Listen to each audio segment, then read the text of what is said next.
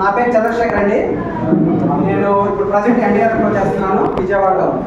యాక్చువల్గా మా mother department ఏంటంటే సిఆర్పిఎఫ్. బాగానే సార్ వెస్టేజ్ అంటున్నారు, ఏంటి సార్ దాంట్లో నాకు తెలియదు అంటే మనం ఎవరైనా చెప్పాం.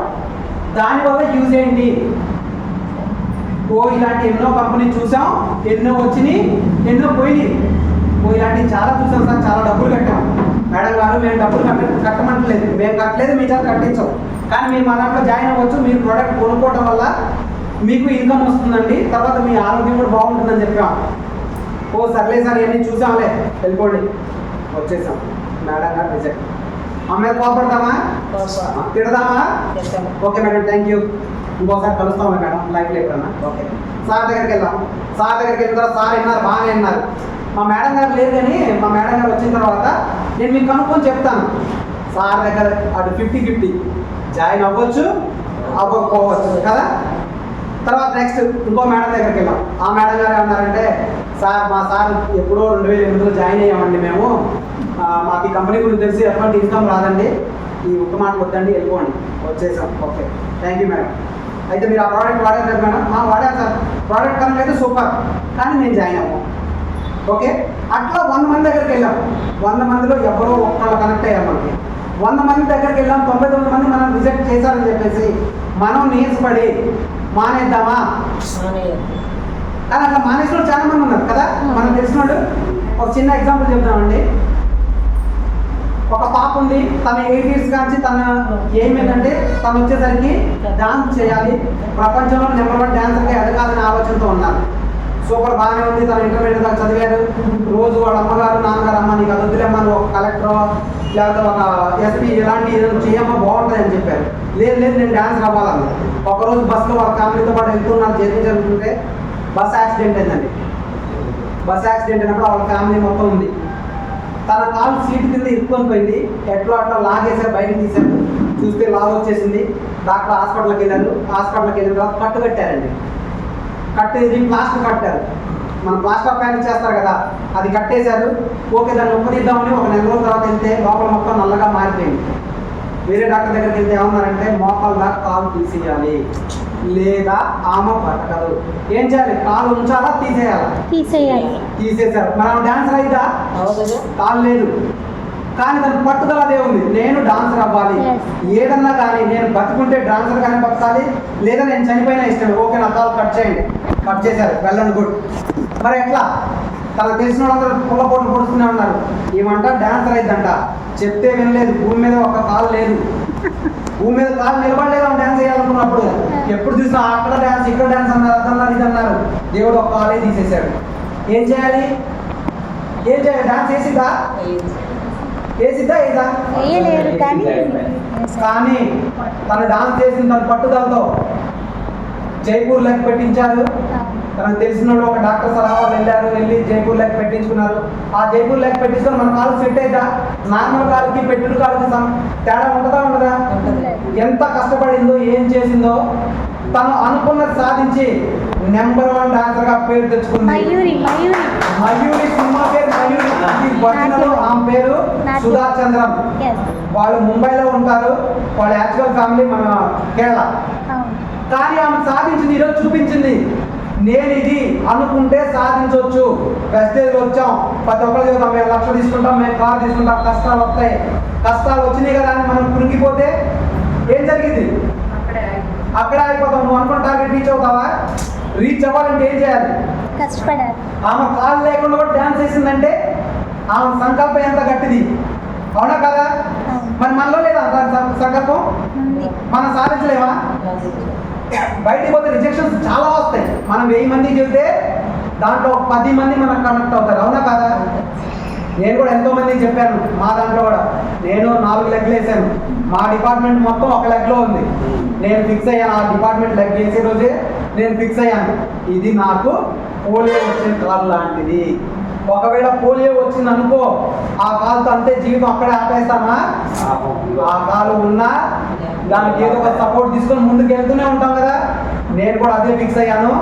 ఆ పోలియో వచ్చిన కాలం అక్కడే ఉండని, ఇబ్బంది లేదు. నాకు తెలిసిన ఇంకొక లెగ్ ఉంది కదా, ఇంకా దానికి జాయిన్ అవుతారు కదా, వాళ్ళు అవ్వకపోతే ఇంకొకరు జాయిన్ అవుతారు కదా. ఓకే సార్ దగ్గరికి వెళ్ళా, సార్ వస్తే ఓకే, రాకపోతే ఇంకొకసారి, ఆ సార్ కాదు ఇంకొకసారి ట్రై చేద్దాం. మన నష్టం ఏముందా? నా శాలరీ నాకు వస్తుంది నెల నెల, నేను ఏమైనా పర్మనెంట్గా చేస్తున్నానా? పార్ట్ టైంగా చేసుకుంటున్నాను. ఓకే ఇది సెట్ అయితే అది వదిలేసిద్దాం.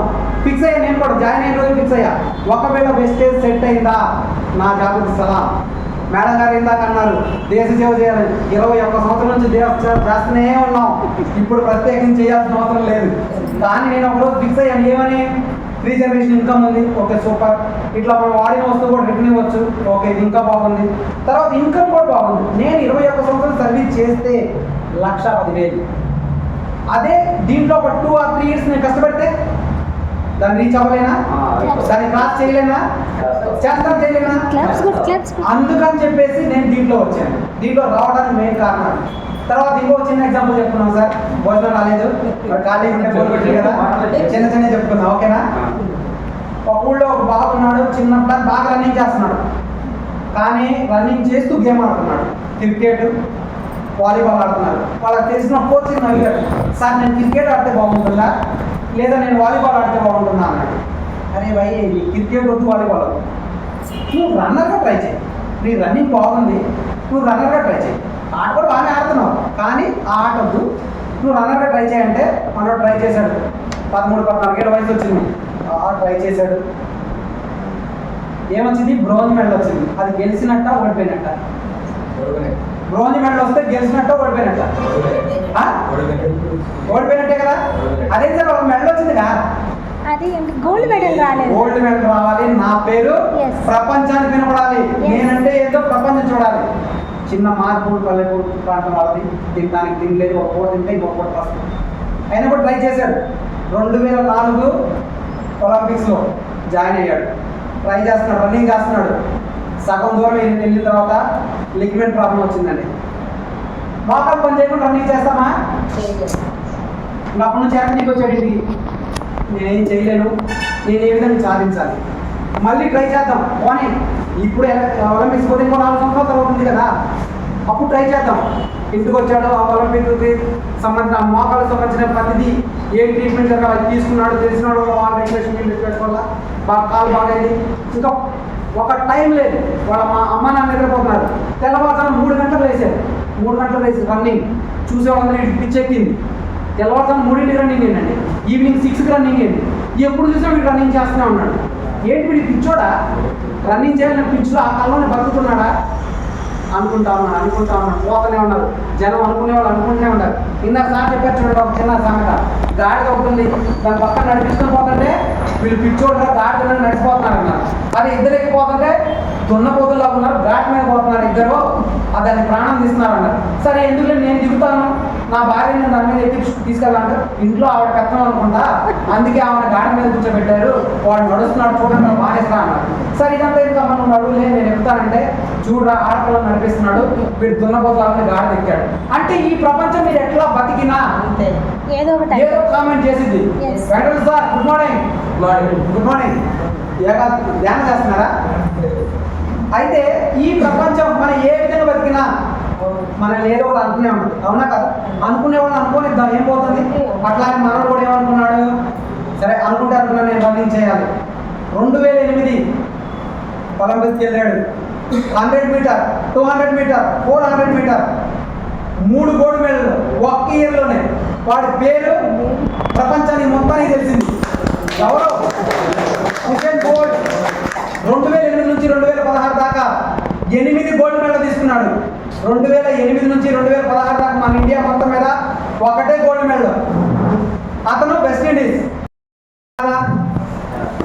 అది పట్టుదలంటే ఆ విధంగా సాధించాలి. కాలు ఇరిగిపోయినా ఆగిపోయాడా? Try again. మనకు కూడా ఎన్నో కష్టాలు వస్తాయి, నష్టాలు వస్తాయి కదా, అయినా కూడా ఆగాల. ఇక్కడ రమ్మన్నాం, 40 మంది వద్దాం అనుకున్నాం, 40 మంది వచ్చారా? మీటింగ్ ఆగిందా? ఎవరు వచ్చినా రాకపోయినా జ్యోతి మేడం గారికి ఈ మాట నేను పోయిన నెలలో చెప్పాను. ఫోన్ చేశాను, మేడం గారు ఇట్లా సార్ ఇట్లా మన డిఆర్సీబీలు ఎప్పుడు ఉండేది 18వ తారీఖు, మరి చేద్దామా వద్దా నాకేం అర్థం కావట్లా వస్తారు. మేడం ఎవరు వచ్చినా రాకపోయినా మీటింగ్ జరిగింది, వచ్చినంత వరకే చెప్తాం. 2 రానండి, 3 రానండి, 1 రానండి, ఎవరు వచ్చినా మీటింగ్ మాత్రం ఆగదు, ఎవరి కోసం. ఒకవేళ మనం ఆగిపోయామా మనం ఆగిపోయినట్టే ఉంటుంది. చిన్నపిల్లలండి, చిన్నప్పుడు లేకుండా రన్నింగ్ చేస్తారా? పుట్టగానే పాకాలి, అంబేడాలి, లెగవాలి, పడాలి, లెగవాలి, పడాలి, నడవాలి, రన్నింగ్ చేయాలి. ఇంత ప్రాసెస్ ఉంది. ఒకవేళ పిల్లలు పడతామని చెప్పేసి అప్పుడే భయంతో ఆగిపోతే నడవగలుగుతారా? నడవలేం కదా. సేమ్ మనం కూడా అంతే. వెస్టేజ్ అనేది ఒక లైఫ్. ఇంకొక మాట చెప్పారు సార్, మనం ఎవరైనా జూమ్లోకి వచ్చినా JW పెట్టాలన్నారు. దేనికి?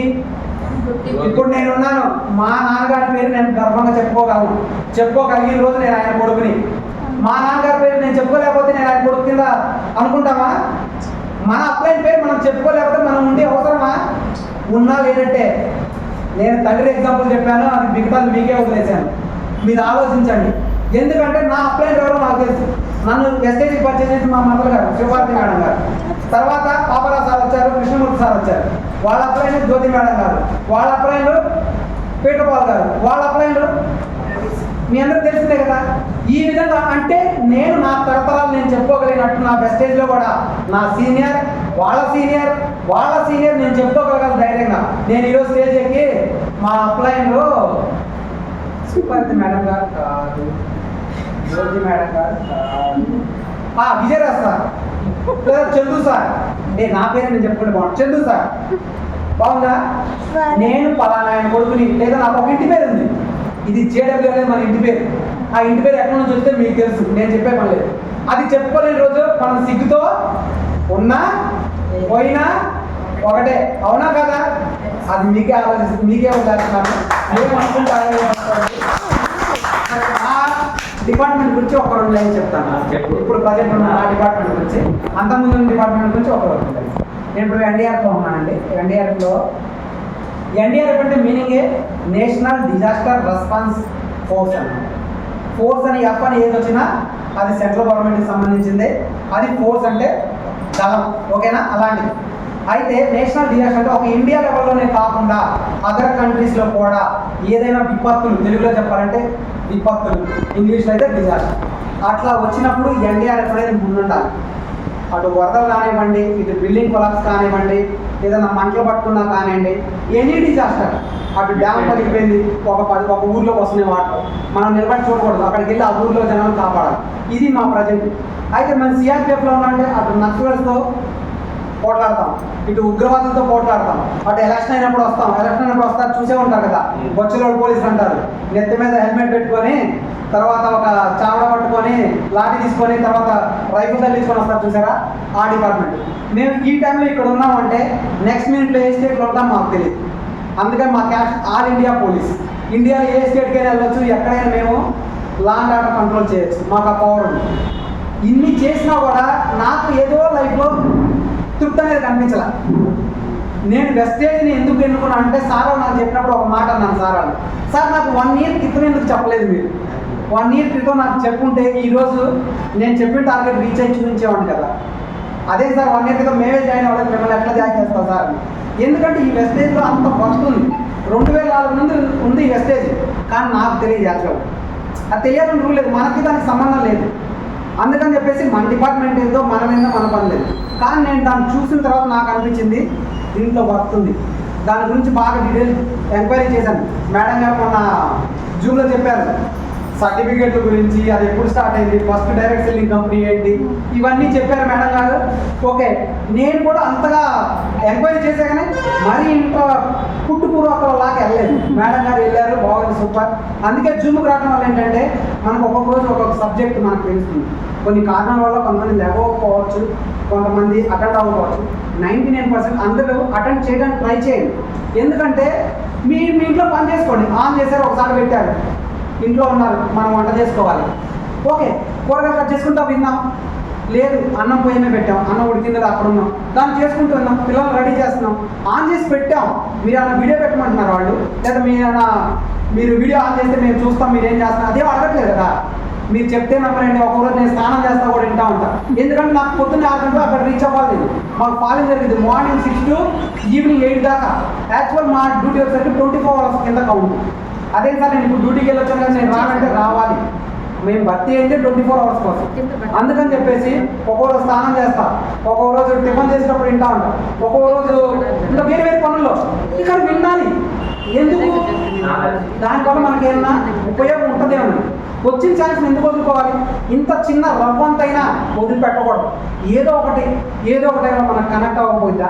దేవుడు అనేవాడు అట్లా చూడకపోతాడా? ఒకవేళ తదాస్తు అంటాడేమో. రోజు ఏమంటారు? 1 lakh good morning sir. First రోజు నేనేం చెప్పాను తెలుసా? చెబితే మీరు నవ్వుతారు. గుడ్ మార్నింగ్ 10 lakhs సార్ చెప్పాను. మా మేడం అప్పుడు ఏమంటే ఫోన్ ఆపి, నీకు ఏమైనా పిచ్చా? స్టార్టింగ్ నువ్వు 10 lakh అన్న వాళ్ళందరూ 1 lakh అన్నా ఆ మాట అంటే అందరూ నవ్వుతారు. నేను ఇంతే అన్నాను. నేనే ఫీల్ అవ్వలేదే. Okay, don't worry. సరే 1 lakh చెప్దాం, ఏమవుతుంది? Good morning 1 lakh sir. Good morning 1 lakh sir. ఎందుకు చెప్పిస్తున్నారు మన చేత? ఎందుకు చెప్పిస్తారు? తదాస్తు దేవతలు ఉండొచ్చు. తర్వాత మన సబ్ కాన్షియస్ మైండ్ అనేది ఒకటి ఉంది. ఇప్పుడు ఎగ్జాంపుల్ అంటే మీ ఇంట్లో మీరు అందరూ ఉన్నారు, ఏదైనా ఊరికి వెళ్ళాలనుకుంటున్నాం. అనుకున్నప్పుడు మనం ఏమనుకుంటాం? తెల్లవారుజాము 4 గంటలకు లెగుద్దాం అనుకుంటామా అనుకోమా? మనం ఒకవేళ అలారం పెట్టాం, మన మనసులో అనుకున్నాం, అలారం కంటే ముందు మనం నిద్ర లేస్తామా లేవా? దేనివల్ల లేస్తున్నారు? దేనివల్ల? మన సబ్ కాన్షియస్ మైండ్ అనేది ఒకటి ఉంటుంది. దాన్ని మనం ఏది చెప్తే అదే నమ్మింది. మీరున్నారు, నా వల్ల కాదు అనుకుంటే మీ వల్ల ఏది కాదు. నిజం, మన వల్ల ఏది కాదు. నేను చేయగలను అనుకోని చూడండి. మీ మనసుకి చెప్పండి, నేను చేయగలను, నేను ఎందుకు చేయలేను, నేను సాధిస్తాను. గ్యారెంటీగా మీరు సాధిస్తారు. అట్లా కాకుండా ఏం చేసినా నాకు ఎదురు దెబ్బలు అవుతుంది, ఎక్కడ వెళ్ళి రిజెక్షన్ చేస్తున్నాను, నాకు ఇందేమో జాయిన్ అవ్వండి అవ్వరు. మొహమాట మీద అవ్వరు. ఎందుకంటే నీకు నువ్వే నెగిటివ్. ఫస్ట్ ఆఫ్ ఆల్ ఒక్కటే గుర్తుంచుకోండి, ఏం జరిగినా పాజిటివ్ థింకింగ్ వదిలిపెట్టదు. ఒకటే మాట చెప్తాను, నేను ఎవరైనా నాకు తెలిసిన వాళ్ళకైనా చెప్తాను, నాకు తెలియని వాళ్ళకైనా, పాజిటివ్ థింకింగ్ ఉన్న రోజు మీరు అనుకున్న సక్సెస్ అవుతారు. నేను ఒకటే మాట అనుకున్నాను, నా కింద టీం చూస్తే సార్ ఈరోజు నేను బ్రోంజ్ క్వాలిఫై అవ్వలేదు ఇప్పుడు దాకా, ఈ నెల. కానీ నా మైండ్లో ఉంది, నేను అవుతాను. ఏది బ్రోంజ్ కాదు, గోల్డ్ అవుతాను. ఈ మంత్ ఎండింగ్కి 12 రోజులు టైం ఉంది. నా మైండ్కి అదే చెప్పాను, నేను గోల్డ్ అవుతాను. ఇది 100% అవ్వాలి. ఒకటే ఫిక్స్. అవునా?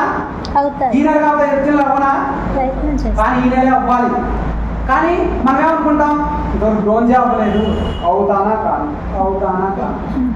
అది నీకే నమ్మకం లేదు కదా. నువ్వు ఈ మెట్లు ఎక్కగలవు, డాబా ఎక్కగలవు, కానీ నేను ఎక్కగలుగుతానా లేనంటే ఎక్కుతావా? ట్రై చేయాలి కదా. నీ వంతు ట్రై నువ్వు చేయి. ఫలితం దేవుడికి ఇద్దాం. కష్టం మనం పడాలి, ఫలితం దేవుడికి ఇద్దాం. అనుకున్నది సాధిస్తాం. ఈ జాబ్లో జాయిన్ అవుతున్నాను సార్, నేను డిగ్రీ చదువుతున్నా, మా ఫ్రెండ్స్ అందరూ మేము రన్నింగ్ ప్రాక్టీస్ చేస్తున్నాం. ప్రాక్టీస్ చేసినప్పుడు మా ఫ్రెండ్స్ ఇద్దరు ముందుగా ఉన్నాడు. మరి మీతో చెప్పలేదా? మాకు చెప్పలేదు. సరే ఫోన్ ఏమన్నారు, వచ్చాక మాట్లాడిచ్చారు. మా నాన్నగారు ఒకటే చెప్పారు, చిన్న జాబ్ మనకు అవసరమా? మా తాతయ్య గారు మా ఊళ్ళో 30 సంవత్సరాలు సర్పంచ్ అండి. ఊళ్ళో ఎటువంటి ప్రాబ్లం వచ్చినా ఊరు మొత్తం మా ఇంటి దగ్గర కూర్చొని, తాతయ్య నువ్వు చెప్పు న్యాయం అంటారు. 15 ఎకరాలు ఆస్తి ఉందండి. ఒడ్లు వ్యాపారస్తుడు మా తాతగారు. అంటే మా గ్రామంలో ఫస్ట్ టీవీ వచ్చింది ఏంటంటే మా ఇంట్లోనే, ఫస్ట్ టెలిఫోన్ వచ్చిందంటే మా ఇంట్లోనే. అలాంటి కుటుంబం నుంచి నేను అక్కడికి వెళ్తే మా నాన్నగారు, నీకు లేకపోయావా? అన్నయ్య ఉన్నాడు, నేను. సరే నాన్న, అన్నయ్య నీ దగ్గర ఉన్నాడు కదా, నేను దేశం కోసం వెళ్తాను. 3 నెలలు బతకలేదు, కాలు ఇరిగిన తర్వాత ఫోన్ చేసి, నువ్వు